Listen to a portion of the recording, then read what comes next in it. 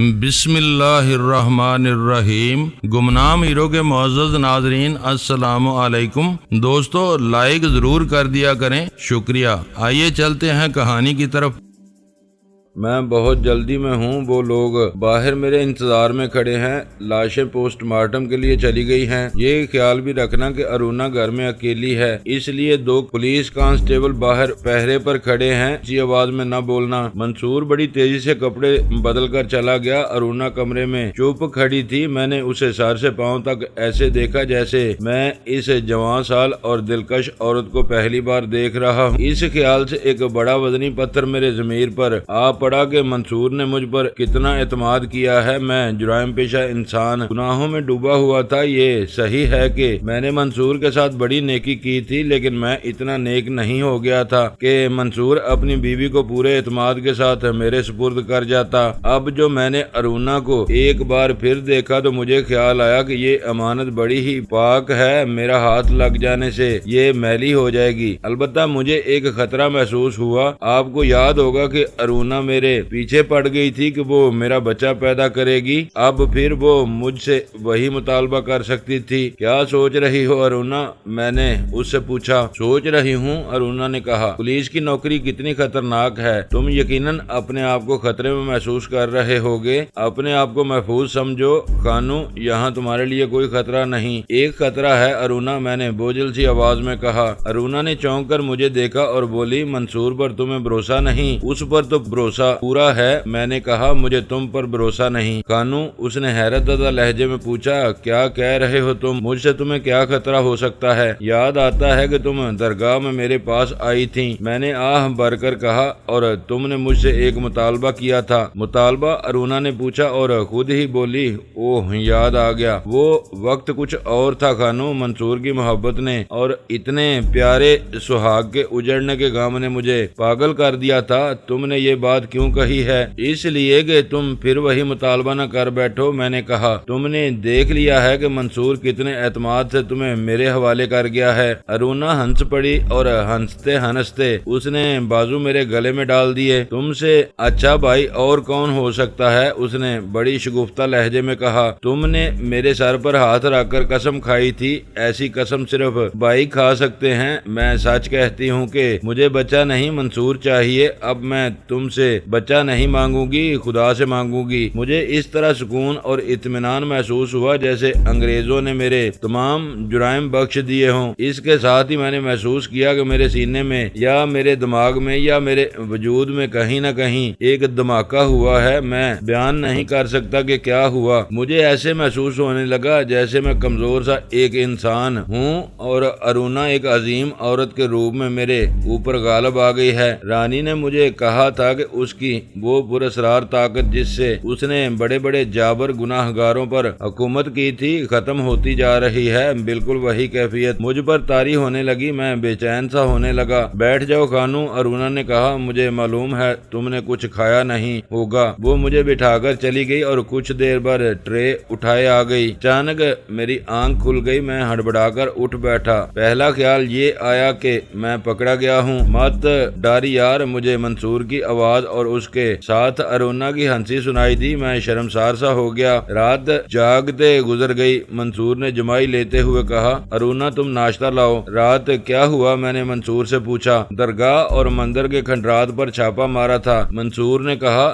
دونوں جگہیں ویران پڑی تھیں، کسی انسان کا نام و نشان بھی نہ تھا۔ چرس اور شراب کی بوتلیں دونوں جگہوں سے ملی اور رانی کے گھر کی خانہ تلاشی ہوئی۔ میں یوں بدک کر منصور کی طرف جھکا جیسے انگریزوں کی ملکہ وکٹوریہ کی خانہ تلاشی ہوئی ہو۔ کچھ ملا وہاں سے؟ میں نے پوچھا۔ وہی سفید برقع ملا جس کے پردے میں وہ اپنے گروہ سے ملنے درگاہ میں جایا کرتی تھی، منصور نے جواب دیا۔ لیکن اس نے اس برقعے کے متعلق ڈی ایس پی اور ایس پی کو ایسی بات بتائی جو اس کی صفائی کے لیے کافی ہے۔ کیا ڈی ایس پی اور ایس پی خانہ تلاشی کے لیے گئے تھے؟ میں نے حیران ہو کر پوچھا۔ اس کی خانہ تلاشی کے لیے ڈی ایس پی کی اجازت ضروری تھی، منصور نے نے بتایا میں رات کو ہی ڈی ایس پی کے بنگلے پر چلا گیا. وہ فوراً جاگ اٹھا. میں نے اسے بتایا کہ اسپیشل برانچ میں جس رانی کو خفیہ ڈیوٹی کے لیے رکھا گیا ہے اس کا تعلق عادی مجرموں کے گروہ اور دہشت پسندوں کے گروہ کے ساتھ ہے. ڈی ایس پی نے مجھ سے پوچھا کہ میرے پاس اس کا کیا ثبوت ہے. میں نے اسے بتایا کہ وہ ایک میلے کچیلے برقعے میں جمنا کے پار ایک درگاہ میں جاتی رہی ہے اور اسے 4-5 مرتبہ وہاں دیکھا گیا ہے. یہ بھی دیکھا گیا ہے کہ وہ وہاں اس آدمی سے علیحدہ کمرے میں ملتی رہی ہے جو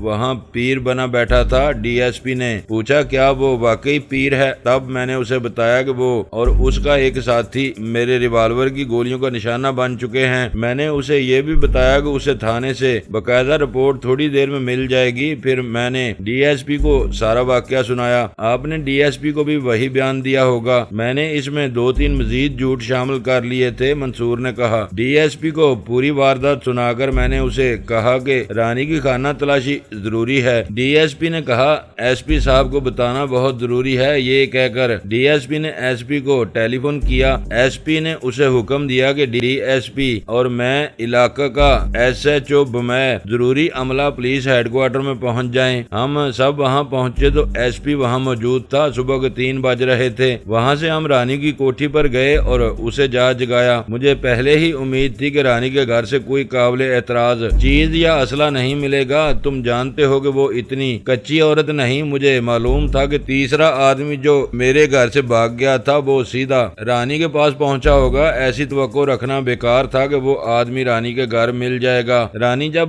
ہم سب کے سامنے آئی تو اس کے چہرے پر ذرا سی بھی گھبراہٹ نہیں تھی. خانو بھائی رانی کو تو میں اکثر دیکھتا ہی رہا ہوں لیکن گزشتہ رات وہ مجھے بہت ہی خوبصورت نظر آئی. شاید اس لیے کہ وہ اپنے قدرتی رنگ میں تھی. ایس پی نے اس کے ساتھ کوئی بات نہ کی. اس نے اتنا ہی کہا خانہ تلاشی کرو. مجھے حکم ملا کہ میں رانی کے پاس کھڑا رہوں. ایس پی اور ڈی ایس پی خود بھی تلاشی کے لیے کمروں میں چلے گئے. رانی اور میں اب اکیلے تھے. رانی نے مجھے کہا تم ڈنک مارنے سے باز نہ آئے. میں نے مری ہوئی سی آواز میں کہا میں خود پھنس رہا ہوں رانی. میں تمہیں کیا ڈنک ماروں گا؟ اس نے پوچھا. یہ کیا ہو رہا ہے؟ میں نے اس سے پوچھا. کیا تمہیں معلوم نہیں؟ اس نے مجھے کنکھیوں سے دیکھا اور ایسی آہ بری جس میں غصے کی جھلک تھی. اس کے بعد نہ وہ بولی نہ میں نے اسے کچھ کہا. اتنے بڑے بنگلے کی تلاشی میں کوئی 1 گھنٹہ لگ گیا. ڈی ایس پی اور ایس پی صاحب اس کمرے میں آئے جہاں میں اور رانی بیٹھے تھے تو ڈی ایس پی کے ہاتھ میں ایک میلا اور غریبانہ سا سفید برقع تھا. ڈی ایس پی نے رانی سے پوچھا کہ یہ برقع تمہارے اٹیچی کیس میں کس طرح آیا؟ تمہارا برقعے سے کیا کام؟ اور اگر تم برقع اوپر لیتی بھی ہو تو وہ اچھی قسم کا برقع ہونا چاہیے تھا. رانی نے جواب دیا کیا آپ لوگ جانتے نہیں کہ میری ڈیوٹی کیا ہے؟ کیا مجھے بیس بدلنے کی ضرورت محسوس نہیں ہوتی؟ رانی نے قدرے غصیلے لہجے میں پوچھا کیا مجھے یہ نہیں بتایا جائے گا کہ میرا جرم کیا ہے؟ ایس پی نے اسے کہا تمہارا جرم تمہیں بتا دیا جائے گا. ہم اپنا شک رفع کر رہے ہیں. اس کے ساتھ ہی ایس پی نے ایس ایچ او کو اور مجھے حکم دیا کہ درگاہ پر اور جہاں بھی شک ہے چھاپا مارو. ایس پی کی گاڑی باہر کھڑی تھی. اس نے گاڑی ہمیں دے دی. ہم جمنا پار گئے. درگاہ کے اندر گئے. وہاں کوئی انسان نہیں تھا. ایک پلنگ اور 2 چارپائیوں پر بستر بچھے ہوئے تھے. صاف پتہ چلتا تھا کہ یہاں کے رہنے والے کچھ ہی دیر پہلے یہاں سے گئے ہیں. مندر کے کھنڈروں میں گئے. تم نے مجھے ٹھیک راستہ بتایا تھا. وہاں سے تاش کے پتوں تھوڑی سی چرس اور شراب کی 2 بوتلوں کے سوا کچھ بھی نہ ملا. ان لوگوں کا بھاگ جانا پکا ثبوت ہے کہ یہ عادی مجرموں کا گروہ تھا. ہم نے واپس آ کر ڈی ایس پی اور ایس پی کو رپورٹ دی. ایس پی نے ہمیں پہلے ہی بتا دیا تھا کہ واپسی پر ہیڈ کوارٹر میں آئے. مجھے توقع تھی کہ رانی گرفتار ہو چکی ہوگی. میرے پوچھے بغیر ہی ڈی ایس پی نے مجھے الگ کر کے بتایا کہ رانی کی گرفتاری کا کوئی جواز سامنے نہیں آیا. یہ تو میں بھی جانتا تھا کہ ایک برقع برآمد ہونے سے رانی کو گرفتار نہیں کیا جا سکتا تھا. خانو بھائی تم جانتے ہو کہ رانی معمولی عورت نہیں. ڈی ایس پی نے مجھے بتایا کہ رانی نے اپنی صفائی میں ایسی باتیں کی ہیں کہ ایس پی اور ڈی ایس پی یہ فیصلہ ہی نہ کر سکے کہ رانی کے ساتھ کیا سلوک کیا جائے. ایس پی نے ڈی ایس پی سے کہا کہ اس عورت پر کڑی نظر رکھو. بس بات یہیں پر ختم ہو گئی. اس کا مطلب یہ ہوا کہ سارا کیس ہی ختم ہو گیا ہے. میں نے کہا ختم ہی سمجھو. منصور نے کہا اب تو کاغذی کارروائی ہی کرنی ہے. باقی کام پولیس ہیڈ کوارٹر کا ہے. دوسرے تھانوں کو اس گروہ کے متعلق اطلاعیں بھیجی جائیں گی. اب مجھے پلنگ کے نیچے چھپنے کی ضرورت نہیں نہیں تھی لیکن میں کمرے سے باہر نہیں جا سکتا تھا۔ میں نے منصور سے پوچھا کہ میرا اب کیا بنے گا؟ منصور نے ذرا سوچ کر کہا کہ چند دن اور ٹھہر جاؤ، آپ خطرہ مول لے رہے ہیں منصور بھائی۔ میں نے کہا میں تھوڑا سا خطرہ مول لینا چاہتا ہوں۔ منصور نے کہا لیکن کسی فیصلے پر پہنچنے کے لیے مجھے 2-4 روز چاہیے۔ میں انگریز افسروں کو ذرا سونگنے کی کوشش کروں گا۔ میں دیکھوں گا کہ انہیں اگر یہ بتایا جائے کہ تم نے دہشت پسندوں کو پکڑوایا تھا اور تم نے اتنے خطرناک مجرموں کو بھی پکڑوایا بلکہ ایک پولیس انسپیکٹر کے ہاتھوں مروایا ہے، تو کیا میرے محکمے کا ایس پی یہ سفارش کرے گا کہ تمہارے جرائم ان کارناموں کے صلے میں بخش دیے جائیں؟ میرا خیال ہے کہ انگریز تمہارا ریکارڈ صاف کر دیں گے۔ میرا کون سا جرم بخشواؤ گے منصور بھائی؟ میں نے کہا تمہارے بنگال والے ہی جرم ہے نا؟ منصور نے کہا وہ پرانی بات ہو گئی ہے اور جو نئی بات ہو گئی ہے، میں نے کہا وہ آپ کو معلوم نہیں؟ میں نے اس عرصے میں اپنے گاؤں جا کر اپنی بیوی کو، اس کے آشنا کو جو میرے باپ کا قاتل تھا اور اس علاقے کے تھانے دار کو قتل کیا ہے، وہاں سب جانتے ہیں کہ ان کا قاتل میں ہوں۔ ابھی میرٹھ میں کرنل نارتھ کی جاسوسی کا جو واقعہ ہوا ہے اس میں بھی شامل تھا۔ کیا بک رہے ہو خانو؟ منصور نے حیران ہو کر کہا میں اس واقعہ سے اور کرنل نارتھ کی مجرمانہ سرگرمیوں سے اچھی طرح واقف ہوں۔ کرنل نارتھ اپنے ساتھیوں کے ساتھ اپنی ہی کار میں جل کر مر گیا تھا۔ اس کار میں سے ایک آدمی زندہ نکل گیا تھا۔ وہ آدمی جو زندہ نکل گیا تھا وہ میں ہی تھا۔ میں نے کہا اس واقعہ کی فائل میں اس آدمی کا حلیہ پڑھ لینا جو زندہ نکل گیا تھا۔ دلی کی ملٹری انٹیلیجنس اور پولیس مجھے ابھی تک ڈھونڈ رہی ہوگی۔ میں نے ایک کارنامہ اور بھی کیا تھا۔ میں نے ایک انگریز میجر کو جس کا نام ویسٹ میں کاٹ تھا، پٹھانوں کی قید سے اس وقت آزاد کرایا تھا جب اسے پٹھانوں نے گولی مارنے کا فیصلہ کر لیا تھا، لیکن مجھے معلوم ہے کہ انگریزوں کی حکومت جاسوسی کا جرم معاف نہیں کرے گی۔ مجھے جانے دو منصور بھائی۔ میجر ویسٹ میں کاٹ کون سی ریجمنٹ کا تھا؟ منصور نے میری بات سنی انسنی کرتے ہوئے پوچھا۔ میں اسے تلاش کر لوں گا، وہ جہاں کہیں بھی ہوا میں اسے ملوں گا اور اسے کہوں گا کہ جس شخص نے اسے موت کے منہ سے نکالا تھا اب وہ اس شخص کو پھانسی کے تختے سے اتارے۔ تم نے اچھا کیا ہے جو مجھے اس انگریز کا نام بتا دیا ہے۔ میں نے منصور کو میجر ویسٹ میکارڈ کی ریجمنٹ کا نمبر بتا دیا، لیکن یہ بھی کہا کہ میری خاطر منصور کوئی خطرہ مول نہ لے۔ میں نے منصور سے یہ بھی کہا کہ ایسا بھی ہو سکتا ہے کہ منصور خود اس جرم میں پھنس جائے کہ اس نے مجھ جیسے مفرور اور خطرناک مجرم کو پناہ دے رکھی ہے اور نہ جانے وہ مجھ سے کیسے کیسے فائدے اٹھاتا رہا ہے۔ مجھے سوچنے دو خانو۔ منصور نے بڑی گہری سوچ میں ڈوب کر کہا مجھے سوچنے دو، 4-5 دن اور رک جاؤ۔ میں سچ بتاتا ہوں خانو، اگر تم چلے گئے تو میں یوں محسوس کرتا رہوں گا کہ تم اپنی لاش میرے ضمیر پر رکھ گئے ہو۔ رک جاؤ نا محمد خان۔ ارونا جو اس وقت تک خاموش بیٹھی تھی ایسے لہجے میں بولی جس میں پیار بھی تھا اور تشنگی بھی تھی۔ میں نے سر جھکا لیا۔ اگلے 2 دن منصور کے اس کوارٹر میں اس طرح گزرے کہ منصور صبح سویرے نکل جاتا اور شام کے بعد واپس آتا تھا۔ میرا دن ارونا کے ساتھ کچھ پرانی اور کچھ نئی باتیں کرتے گزرتا تھا۔ ارونا کہتی تھی کہ وہ مجھے نہیں جانے دے گی، میں اسے کہتا تھا کہ مجھے آخر جانا ہے۔ ایک بار تو ارونا کے آنسو نکل آئے۔ اس کے آنسو دیکھ کر مجھے یوں لگا جیسے کوئی چیز میرے حلق میں اٹک گئی ہے۔ میرے لیے کسی نے کبھی آنسو نہیں بہائے تھے، صرف ارونا تھی جس نے مجھے اس قابل سمجھا تھا کہ میرے نام پر 2-4 آنسو قربان کر دیے۔ میں نے بہت سوچا، مجھے اپنے آپ سے یہی جواب ملتا تھا کہ یہاں نہ رکنا۔ ان 2 دنوں میں 2-3 مرتبہ میں نے تقریباً پختہ ارادہ کر لیا تھا کہ میں منصور اور ارونا کو بتائے بغیر دلی کے پولیس ہیڈ کوارٹر میں چلا جاؤں اور اپنے آپ کو گرفتاری کے لیے پیش کر دوں۔ یہ خواہش 2 مرتبہ اٹھی تھی کہ میں اپنے آپ کو سولی پر کھڑا کر کے اس کہانی کو ختم کر دوں۔ تیسری صبح منصور حسب معمول گھر سے نکل گیا۔ تقریباً 1 گھنٹے بعد واپس آ گیا۔ اس نے ایک عجیب کہانی سنا دی۔ ایک اور واردات ہو گئی ہے، منصور نے بتایا۔ درگاہ کے علاقے کے تھانے دار کو حکم ملا تھا کہ وہ اپنے مخبر جو دیہاتی لباس میں ہوں درگاہ اور مندر کے کھنڈروں پر دن رات نظر رکھنے کے لیے مقرر کر دے۔ گزشتہ رات یوں ہوا کہ ایک مخبر کو شک ہوا کہ 2-3 آدمی کھنڈر کے اندر گئے ہیں۔ مخبر اکیلا تھا، وہ ان کے پیچھے نہیں جا سکتا تھا۔ وہ دراصل اندر جانے سے ڈرتا بھی تھا۔ ان کھنڈروں کے متعلق بڑی ڈراؤنی کہانیاں مشہور ہیں۔ مخبر اس علاقے کے تھانے میں چلا گیا۔ منصور نے مجھے یہ واردات یوں سنائی کہ تھانے دار 4-5 کانسٹیبلوں کو ساتھ لے کر کھنڈروں تک گیا۔ اندر سے ایسی آوازیں آئیں جو کسی انسان کی معلوم نہیں ہوتی تھیں، لیکن کسی جانور یا درندے کی بھی نہیں تھیں۔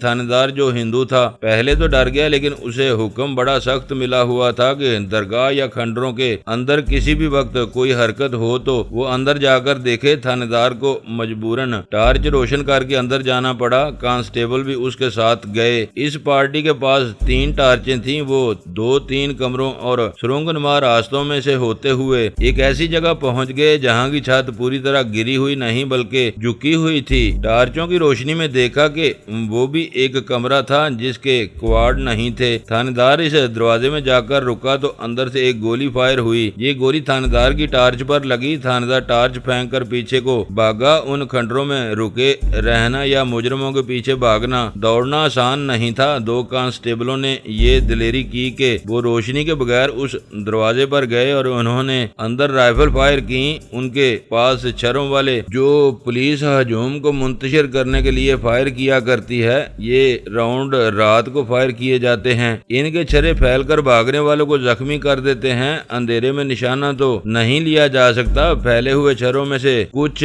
کسی نہ کسی کو تو لگ ہی جاتے ہیں۔ اندر سے بھی فائرنگ ہوئی۔ کانسٹیبل پیچھے کو بھاگے، اندر والے باہر نکل آئے۔ کچھ دیر گولیوں کا تبادلہ ہوتا رہا۔ آخر ایک آدمی نے ہاتھ کھڑے کر دیے۔ نتیجہ یہ نکلا کہ 2 کانسٹیبل گولیوں سے شدید زخمی ہوئے اور دوسری طرف 3 آدمی تھے، تینوں بری طرح زخمی ہو گئے۔ انہیں گھسیٹ کر باہر لائے، دونوں باہر آتے ہی مر گئے، تیسرا زندہ رہا۔ اس تیسرے آدمی کو ہسپتال میں لے آئے ہیں۔ منصور نے یہ سارا واقعہ مجھے سناتے ہوئے کہا، میں ہسپتال گیا تھا، وہ ابھی تک بے ہوش ہے۔ ڈاکٹر اور سرجن اسے بچانے کی مسلسل کوشش کر رہے ہیں۔ پولیس اس انتظار میں ہے کہ وہ ہوش میں آئے تو اس کا بیان لیا جائے۔ اگر وہ ہوش میں آ گیا تو وہ اقبال جرم سے انکار نہیں کرے گا۔ اگر اس نے اقبال جرم کر لیا تو وہ رانی کا نام ضرور لے گا، پھر رانی کی گرفتاری کو کوئی نہیں روک سکے گا۔ رانی کے بچنے کی ایک ہی صورت ہے کہ یہ آدمی بھی مر جائے۔ کیا یہ معلوم نہیں ہو سکا کہ یہ آدمی ان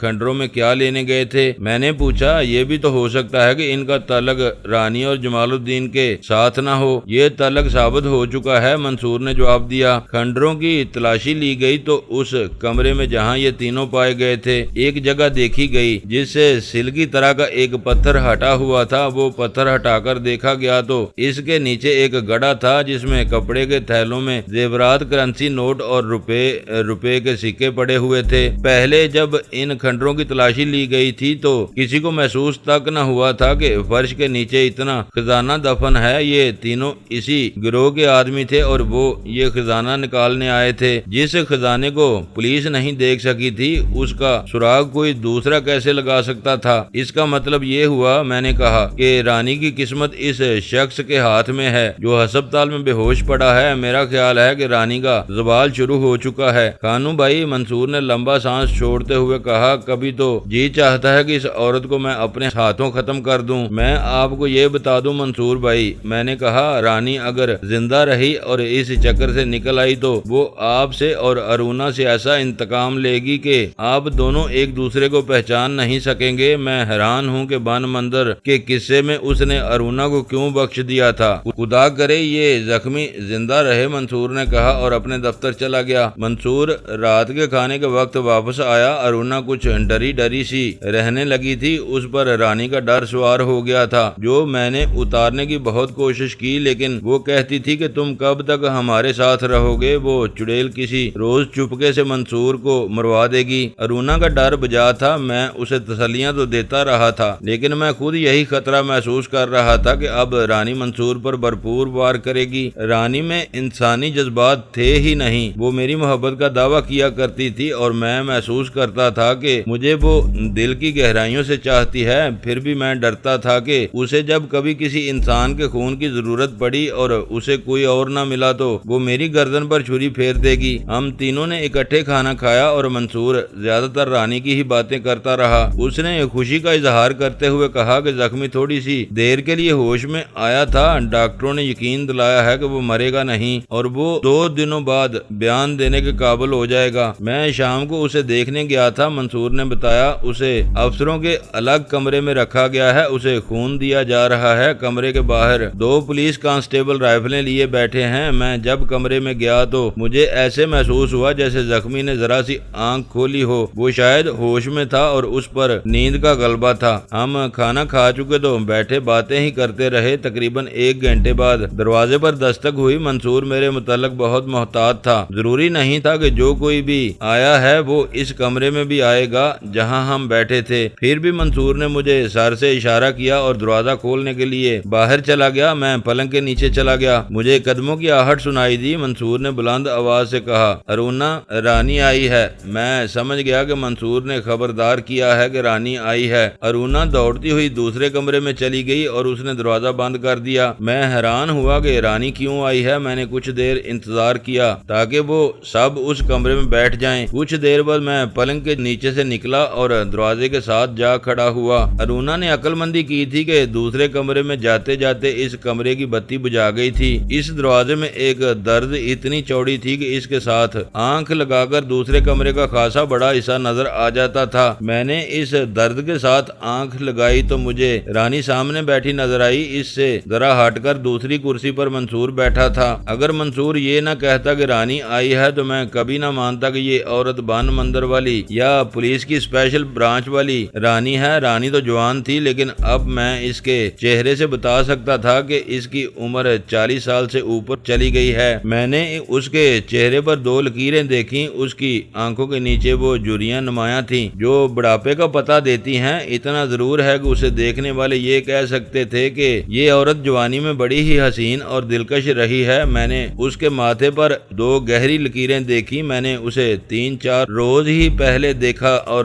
میں نے اسے اتنے قریب سے دیکھا تھا کہ اس کی اور میری سانسیں ایک ہو گئی تھیں۔ اتنی قریب سے دیکھنے کے باوجود مجھے اس کے چہرے پر بڑھاپے کے یہ آثار نظر نہیں آئے تھے جو میں اب دیکھ رہا تھا۔ رانی نے درگاہ میں ایک بار ہاری ہوئی سی آواز میں مجھے کہا تھا کہ اس کی وہ پراسرار طاقت جو اس نے معلوم نہیں کون سے رشی یا گرو سے حاصل کی تھی ختم ہوتی جا رہی ہے۔ میں نے اس کی اس بات کی طرف دھیان نہیں دیا تھا۔ یہ خیال مجھے ضرور آیا تھا کہ گناہ اور شیطانیت انسان کو انسانوں کا حاکم تو بنا سکتی ہے لیکن گناہوں اور شیطان نے کسی سے کبھی وفا نہیں کی۔ رانی کو ایک نہ ایک دن بوڑھا تو ہونا ہی تھا لیکن میں یہ دیکھ کر حیران ہو رہا تھا کہ وہ تو پلک جھپکتے جوانی سے بڑھاپے میں جا گری تھی۔ اس رانی نے تو انگریزوں جیسی چلاک اور دانشمند قوم کو انگلیوں پر نچا لیا تھا۔ اب بھی وہ صحیح معنوں میں رانی یا ملکہ بنی ہوئی تھی۔ فرق صرف یہ تھا کہ اس کے سر پر تاج نہیں تھا۔ اب میں اسے دیکھ رہا تھا۔ وہ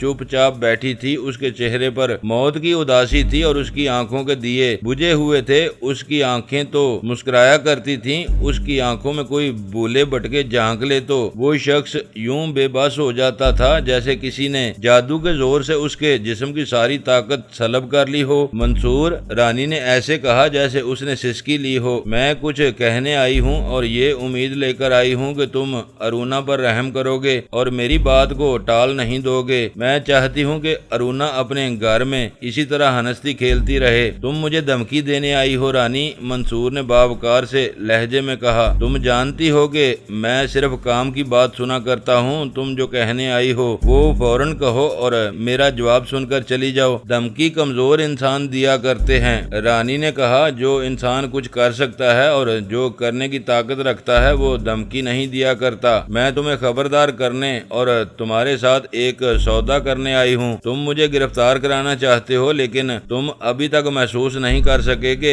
جس کی نشاندہی پر تم نے جمال الدین اور اس کے ایک ساتھی کو قتل کیا ہے اور میرے گھر پر چھاپا مروایا ہے وہ شخص انگریز کا مفرور مجرم نہیں، وہ میرا قیدی ہے۔ وہ میری زنجیریں توڑ کر کہیں نہیں جا سکتا۔ وہ کسی بھی وقت تمہارے پاؤں کے نیچے سے زمین کھینچ کر میرے پاس آ سکتا ہے۔